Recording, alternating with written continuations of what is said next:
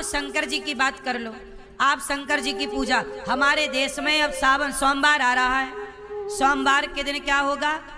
सावन के दिन, सावन में आएगा सोमवार या सावन का महीना, सारे लोग शिव मंदिर जाएंगे। जाना चाहिए, गलत नहीं है। पर मुझे एक बात बताओ, शिव के मंदिर में जाने वाले लोग क्या शिव से कुछ सीखते भी हैं कि केवल मंदिर जाते हो? हमारे यहाँ मंदिर इसलिए नहीं बनाए थे कि तुम जाके केवल लोटा भर पानी चढ़ा के आओ। अरे मंदिर इसलिए बनाए थे कि वहां जाके, मंदिर अपने आप में यूनिवर्सिटी है। मंदिर अपने आप में एक शिक्षा का केंद्र है। उदाहरण से समझो, भगवान शिव, चलो बताओ, जब भरी सभा में दक्ष प्रजापति ने शिव को अपमानित किया, शिव को गालियां दी, तो क्या शंकर जी ने उत्तर दिया? क्या किया शंकर जी ने? चुप रहे। क्या आपको कोई गाली दे दो चार तो चुप रह पाते हो? क्यों? फिर शिव की पूजा का मतलब क्या हुआ? शिव के आदर्शों पर तो चले ही नहीं।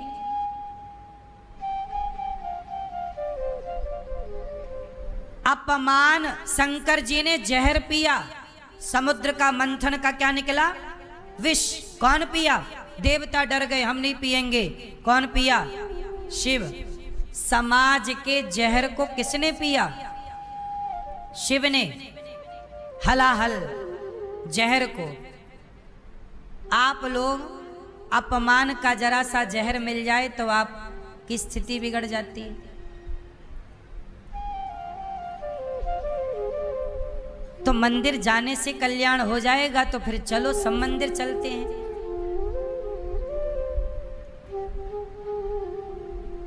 आज लोगों ने अर्थ का अनर्थ कर डाला।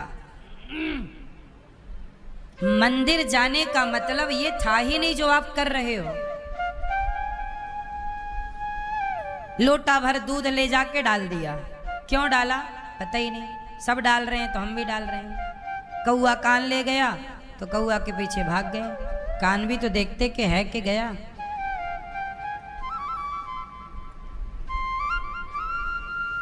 शिवजी का मंदिर क्या सिखाता? शिवजी के मंदिर में शिव पार्वती हैं।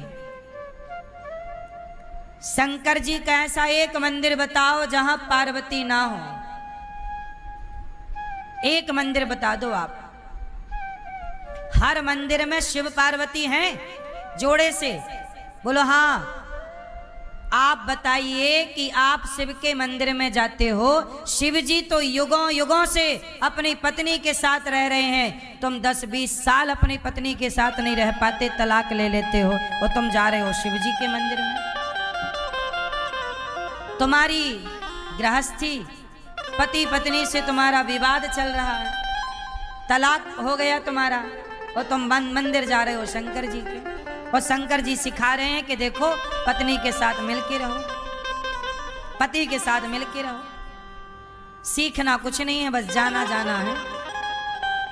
शिव पार्वती का तलाक हुआ तो तुम शिव भक्तों का क्यों हो जाता है? क्योंकि तुम शिव के आदर्शों को अपनाते नहीं हो। ना पुरुष ना स्त्रियां, ना स्त्रियां अपना रही हैं ना पुरुष अपना रहे हैं। शंकर जी के आदर्शों पर चलिए। शंकर जी के सिर पे कौन है? गंगा। बोलो, क्यों है गंगा सिर पे? यहां आप बताओ, शंकर जी के सिर पे गंगा क्यों है? सिर पे ही क्यों रखी? हाथ पे रख लेते, पीठ पे रख लेते, कंधे पे रखते। यहां क्यों रखा?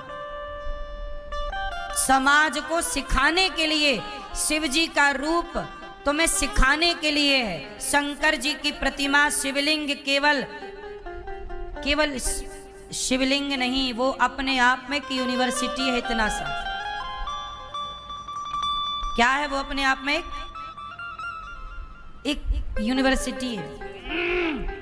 शंकर जी के सिर पे गंगा है। मानो शंकर जी कहते हैं, परिस्थितियां कैसी भी हों, पर सिर में गंगा रखो, मतलब गंगा ठंडी होती है, सिर हमेशा, दिमाग हमेशा ठंडा रखा करो। अब शिव जी का दिमाग तो ठंडा है, आप लोग अपना बताओ, आपका दिमाग क्या है? आपके दिमाग में हीटर चल रहा है, हीटर। हाँ या ना? और पूजा किसकी कर रहे हो? शंकर जी की। तुम भी लोटा भर जल रख लो, ठंडा रहे तुम्हारा दिमाग, तुम्हारा जरा भी ठंडा नहीं है। शंकर जी के गले में सांप है, सर्पों की माला। क्यों है? शंकर जी कहना चाहते हैं कि सांप जो है वो काल है, काल ब्याल मुखग्रास त्रास निर्णा सहे तवे। सांप काल का स्वरूप है, सांप मिल जाए मतलब मृत्यु मिल गई। बोलो हाँ। तो सांप काल का स्वरूप है। शंकर जी काल को गले पर लटकाते हैं कि यार चिंता ना कर, तेरे हृदय में भगवान है तो काल तेरा कुछ ना बिगाड़ेगा। इसलिए वो कालों के काल महाकाल है। शंकर जी को भगवान पर इतना भरोसा कि भगवान राम उनके हृदय में रहते हैं और काल गले में लटका। जिसके हृदय में भगवान होंगे काल उसका कुछ ना बिगाड़ पाएगा। ये शिव जी का मैसेज है। पर कितने लोगों को ये मैसेज आया? कोई नहीं मैसेज ले रहा शिव जी का। जल जल जल, 1 लोटा 2 लोटा 4 लोटा।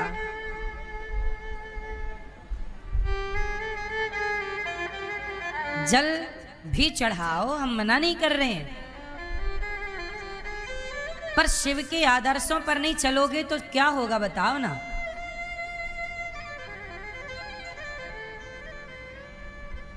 अब ये बताओ, शंकर जी भभूति रमाते हैं, किसकी भभूति लगाते हैं? मुर्दे की। चलो बताओ शंकर जी भभूति क्यों लगाते हैं? उत्तर दो मेरी मां। शंकर जी भभूति लगाते हैं ये बताने के लिए, दुनिया वालों ज्यादा घमंड ना करो, एक दिन राख हो जाओगे।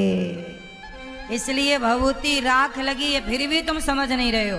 फिर भी आदमी शिव के मंदिर में खड़े होके घमंड कर रहा है। शिव का भक्त है पर घमंड करता है।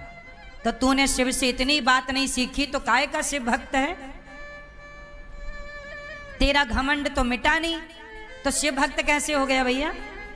यदि शिव का व्यवहार तेरे स्वभाव में नहीं उतरा तो कैसे शिव भक्त है? राम का आदर्श तेरे व्यवहार में नहीं है तो कैसे राम का भक्त है? कृष्ण का आचरण, गीता का आचरण जीवन में नहीं है तो कैसे कृष्ण का उपासक हो गया तू?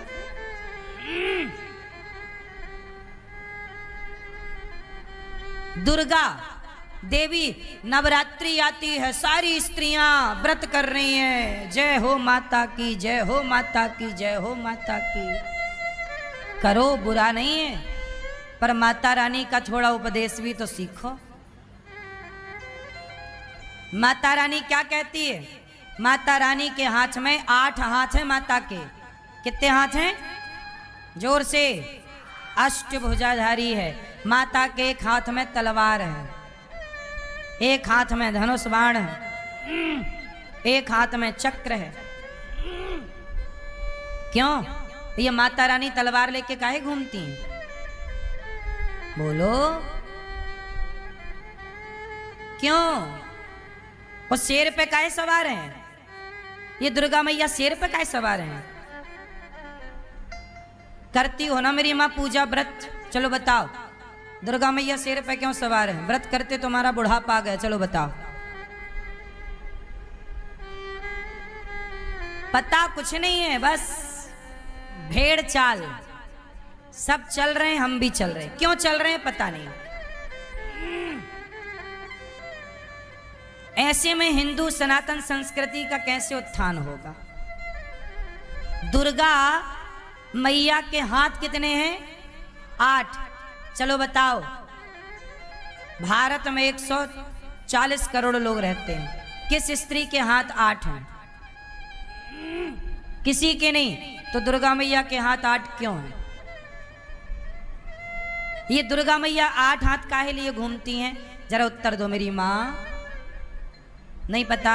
ये गुलाबी मैया 8 हाथ काहे हैं दुर्गा मैया के? आप करती हो नवरात्रि में व्रत? हाँ या ना?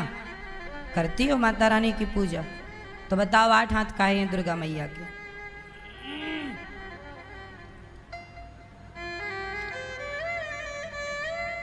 मैया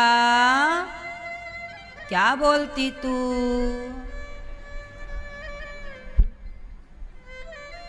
आठ हाथ क्यों हैं?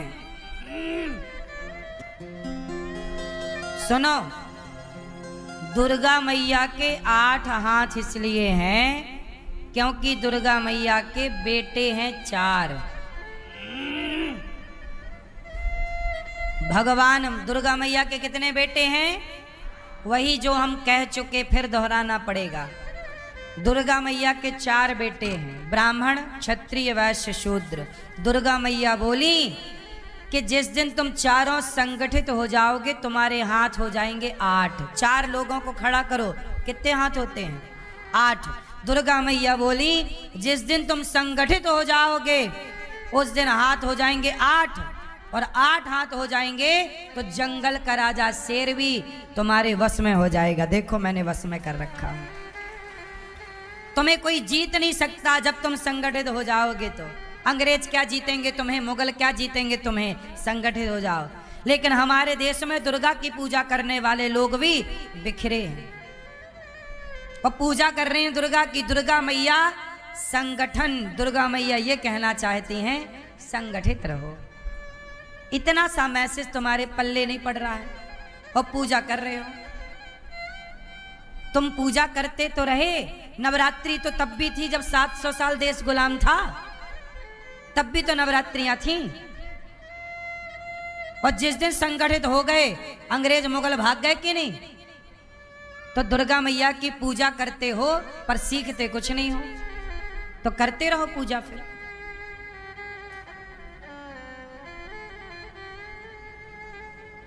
मेरी माँ दुर्गा माता सिखाती हैं बेटा मिलजुल के रहो। और दुर्गा एक नारी है और नारी के हाथ में तलवार है। हमारे देश की स्त्री कैसी हो? तलवार से सुसज्जित हो। आपके पास इतनी ताकत हो कि कोई आ जाए तो आप जीत सको उन मूर्खों से। बलात्कारी आ जाए आपके सामने तो क्या करोगे?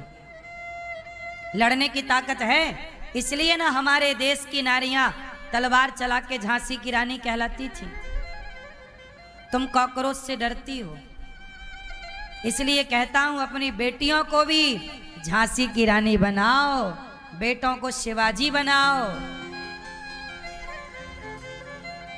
ये देश किससे चलता है? लोग कहते हैं ये देश संविधान से चलता है। ये बात सही है कि गलत है? जोर से, जोर से। लोग कहते हैं ये भारत संविधान से चलता है। मैं कहता हूं ये देश जनसंख्या से चलता है। संविधान तो तब भी था जब कश्मीर से हिंदू खदेड़े गए। जिनकी संख्या ज्यादा होगी उन्हीं का संविधान होगा। ये देश संविधान से नहीं, आपकी वोट से चलता है।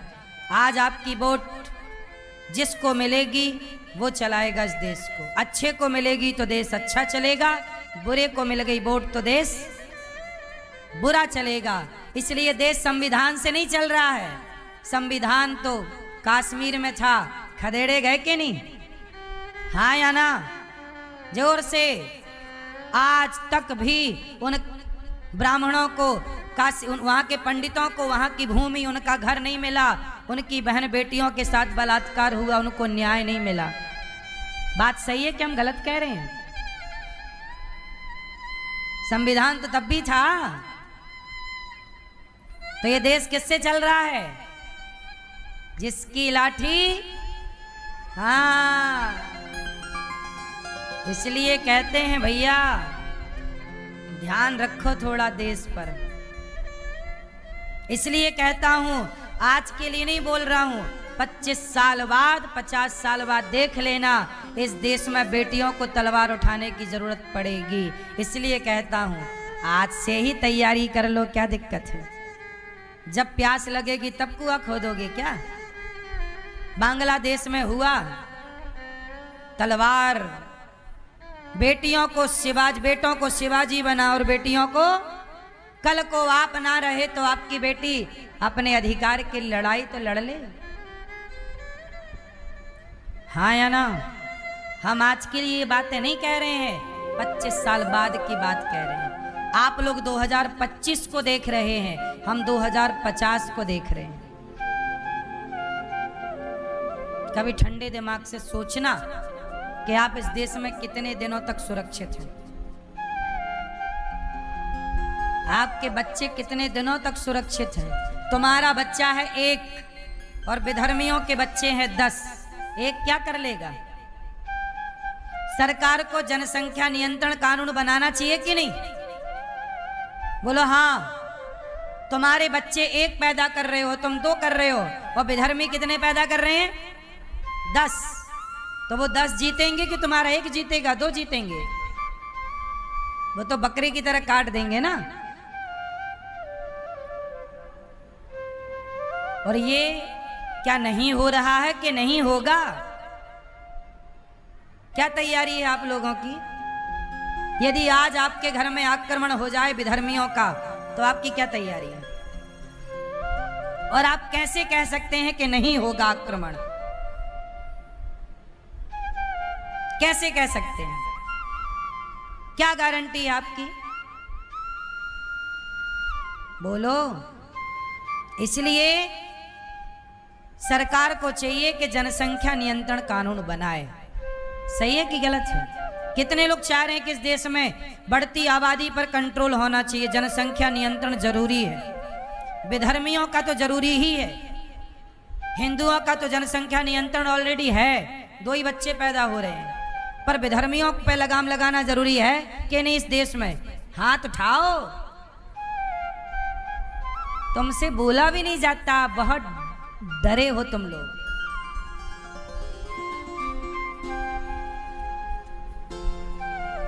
हिंदू बहुत डरता बहुत है।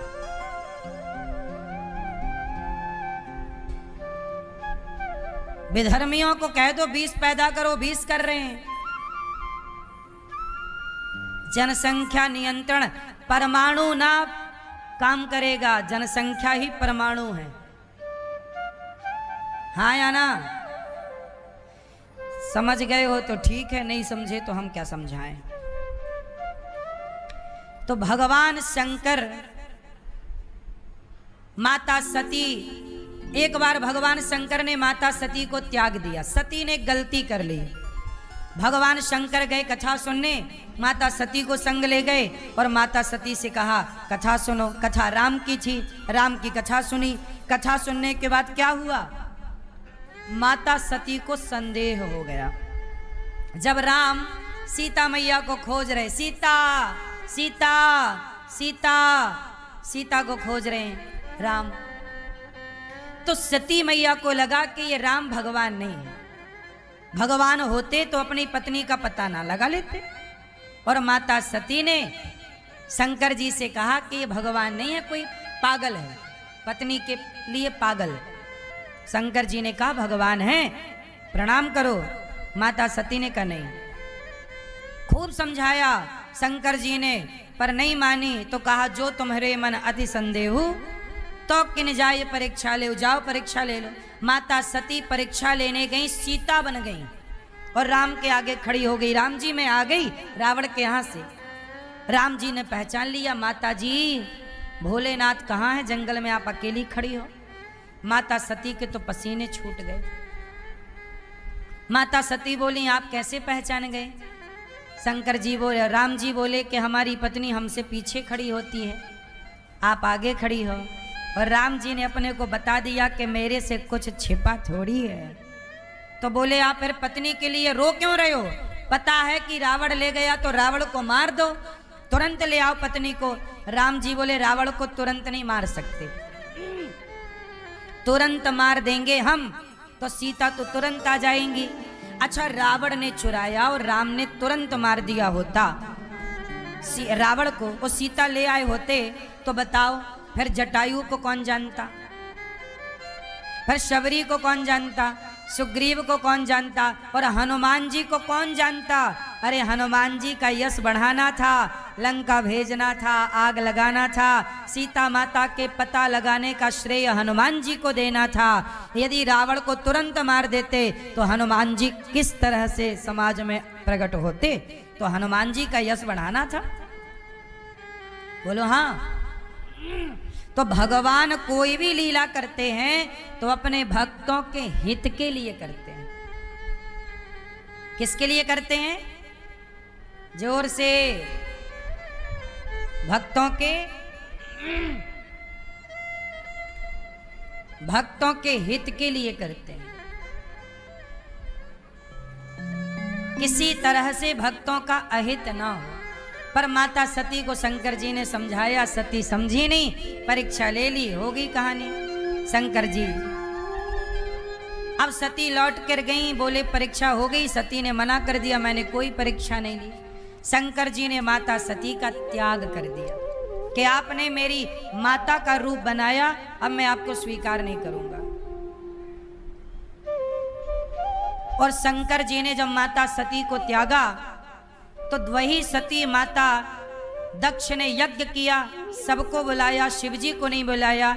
जहां शिव का अपमान था वहां माता सती बिना बुलाए गईं और पति का अपमान देखकर माता सती योग अग्नि में जल करके भस्म हो गईं। भगवान शंकर माता सती का जलता हुआ शरीर लेकर दौड़े, गले लगा रखा जलता हुआ शरीर। भगवान विष्णु को देखा नहीं गया और भगवान श्रीमन नारायण ने माता सती के शरीर को सुदर्शन से काट काट कर 52 टुकड़े किए, 52। तो 52 टुकड़े जहां जहां गिरे वह एक एक शक्तिपीठ बनती चली गई। और आज भारत में 52 शक्तिपीठ हैं, जिसमें बंटवारे के टाइम पाकिस्तान में एक हिंगला शक्तिपीठ चली गई, बाकी भारत में 51 शक्तिपीठ हैं। ये माता सती के शरीर जो गिरे वो शक्तिपीठ है। माता सती बाद में पार्वती बनकर के प्रकट हुई। कौन बनी? बाद में माता सती हिमालय की बेटी पार्वती बनी और शिव पार्वती ने 10,000 वर्षों तक बिल्व पत्र खाकर तपस्या की। तब भगवान शिव ने उनसे विवाह किया और शिव ने कहा कि आपने बिल्व पत्र खाकर तपस्या की, इसलिए आज से मैं बिल्व पत्र स्वीकार करूंगा। तब से शंकर जी पर बिल्व पत्र चढ़ाई जाने लगी। बिल्व पत्र क्यों चढ़ती है शंकर जी पर? क्योंकि माता पार्वती ने 10,000 वर्षों तक बिल्व पत्र खा करके तपस्या की। इसलिए बिल्व पत्र केवल शिव जी पर चढ़ती ही नहीं है, आप लोग थोड़ा बिल्व पत्र खाया करो, यह एक औषधि भी है। जैसे तुलसी केवल भगवान पर चढ़ती नहीं है, तुलसी के पत्ते निगला करो, ये औषधि है। स्वस्थ रहने के लिए तुम्हारे ऋषियों ने ये विधान बनाए, पर तुम चढ़ाते हो, बिल्व पत्र खाता कोई नहीं है। बिल्व पत्र खाई भी जाती है, खाना चाहिए। 10-20 पत्ते रोज खाओगे स्वस्थ रहोगे बिल्व पत्र के, और 5-10 पत्ते तुलसी के रोज खाओगे मस्त रहोगे। पर तुम खाते नहीं, चढ़ाते हो बस। माता पार्वती ने यही खा के 10,000 वर्षों तक तपस्या की। यह औषधि है। हमारे ऋषि मुनियों ने आपके आसपास औषधियों को रखा है, इसी बहाने कि आप चढ़ाओ तो ये रहेंगे, थोड़ा खाते भी रहना। पर क्या पता था ऋषि मुनियों को कि तुम पिज्जा बर्गर खाओगे, तुम कहां बिल्व पत्र खाओगे। क्यों जी, बात सही है कि गलत है? नीम के पत्ते जब नया नया पत्ता निकलता लाल लाल नीम का ताजा, वो खाया जाता है, बीमारी दूर करता है, चमड़ी की तमाम बीमारियां। बिल्व पत्र बहुत अच्छी औषधि है ये। चलो, तो भगवान शिव पार्वती का विवाह संपन्न हुआ। भगवान शंकर से क्या सीखा आपने? शंकर जी बड़े दानी हैं, कोई भी आओ, भगवान शंकर खुद पहाड़ों पर रहते हैं, पर रहते हुए पहाड़ों पर शिव जी करते क्या हैं? अपने भक्तों का ख्याल रखते हैं, भक्तों का दुख दूर करते हैं और उन्हें धन धान्य से परिपूर्ण करते हैं। भगवान शिव किस पर ज्यादा प्रसन्न होते हैं? जो किसी की सेवा करता है, भगवान शंकर उन पर ज्यादा प्रसन्न होते हैं। एक पंडित जी थे, पंडितानी और पंडित जी बड़े गरीब, इतने गरीब कि खाने की रोटी नहीं, भिक्षा मांगने गए तो भीख ना मिले। क्या हुआ? पंडितानी बोली कि अपने जो राजा साहब हैं ये बड़े धर्मात्मा हैं। राजा पुण्य खरीदा करता था। राजा क्या खरीदता था? लोगों के पुण्य। तो ब्राह्मणी बोली, हे ब्राह्मण देवता, हे पति देवता, आप अपना थोड़ा सा पुण्य बेच दो, क्योंकि रोटी तो चाहिए। ठीक है। पंडित जी बोले, कल मैं जाऊंगा राजा के दरबार में। पंडितानी ने चार रोटियां बनाई, अचार रखा, पूड़ी बनाई होंगी, पूड़ी या रोटी अचार। कहा रास्ते में भूख लगे तो खा लेना। पंडित जी 4 रोटी लेके चले राजा के दरबार में पुण्य बेचने। तो दोपहर हो गई तो कहीं पेड़ के नीचे रुके। पंडित जी ने कहा कि भूख लगी, चलो खाएं। तो पंडितानी ने 4 पूड़ी अचार दिया, खोल के बैठे खाने लगे। तो कोई भूखा आ गया, ए भैया बड़ी भूख लगी है, थोड़ा भोजन मिलेगा? तो पंडित जी ने अपनी 4 पूड़ियां दे दी। 4 पूड़ियां उस भूखे को दे दी और 4 पूड़ियां थोड़ा अचार दिया। थोड़ा अचार बचा तो उसे चूस लिया और नदी का पानी पिया। राजा के दरबार में खड़ा हुआ, राजा साहब मेरा पुण्य खरीद लो, मैं पुण्य बेचने आया हूँ। राजा बोले अपनी पत्नी से, राजा की पत्नी बड़ी पतिव्रता थी, वो बताया करती थी कि इसका पुण्य कितना है, कौन सा वाला पुण्य खरीदने योग्य है। तो राजा ने पत्नी से पूछा कि ये ब्राह्मण आए हैं, पुण्य बेचते हैं, कौन सा पुण्य खरीदें? तो बताया कि ऐसा करो, ये अभी आते आते इन्होंने 4 पूड़ियों का, 4 रोटियों का दान दिया है, वो पुण्य ज्यादा है, खरीद लो। तो राजा साहब बोले कि आपने 4 रोटियों का दान दिया है, वो पुण्य बेचोगे? पंडित जी बोले खरीद लो। लो भैया, एक तराजू बांधी गई, एक तुलसी के पत्ते पर ब्राह्मण का पुण्य लिखा गया कि ब्राह्मण के 4 रोटियां दान करने का पुण्य इस तुलसी में आ जाए। तुलसी का पत्ता, देखो उस जमाने में धर्म था, तो तुलसी के पत्ते में वो पुण्य आ गया। राजा ने दूसरे पलड़े पर सोना रखा। पुण्य किससे खरीदेगा? सोना देकर। सोना रखा तो 1 तोला रखा, 4 तोला रखा, 100 ग्राम रखा, 50 ग्राम रखा। पंडित जी के पुण्य से तोले ही ना, 1 किलो रख दिया। राजा बोले इतना? ब्राह्मण बोले वाह, इतना सोना मिलेगा तो मेरी गरीबी दूर हो जाएगी। राजा ने 4 किलो सोना रखा, 50 किलो सोना रखा, पर वो 4 रोटियों के दान के पुण्य की बराबरी 50 किलो सोना नहीं कर पाया। तो राजा अपनी पत्नी से बोला कि देवी ये तो ज्यादा महंगा बजट का पुण्य है, क्या करें? तो रोटी का दान क्या इतना बड़ा दान है? तब राजा की पत्नी बोली महाराज, ये ब्राह्मण 4 रोटी लेकर आया था घर से और इसे बड़ी भूख लगी थी और स्वयं भूखा था, पर भूखे रहने पर भी इसने किसी की भूख मिटाई। और जो खुद अपना भूखा रहकर भी किसी का पेट भरने का सोचता है, उसके पुण्य की बराबरी कोई नहीं कर सकता। राजा ने चरणों में प्रणाम किया, कहा महाराज मैं आपका पुण्य खरीद ना पाऊंगा, आप कुछ धन ऐसे ही ले जाओ। ब्राह्मण लेकर आए और राजा की ताकत नहीं कि वो पुण्य खरीद सके। आप लोग जो वृद्ध माओं को रोटी देते हो, आज मैया ने माताओं को भक्तों को गुलाब जामुन बंटवाई। कल हमारे यजमान जी ने कहा कल संतों को भोजन हमारी तरफ से रहेगा। ये जो आप लोग अन्नदान करके संतों को भोजन करा रहे हो, वृद्ध माओं को भोजन करा रहे हो, आप सबके सहयोग से यहाँ माताएं रहती हैं 300 अखंड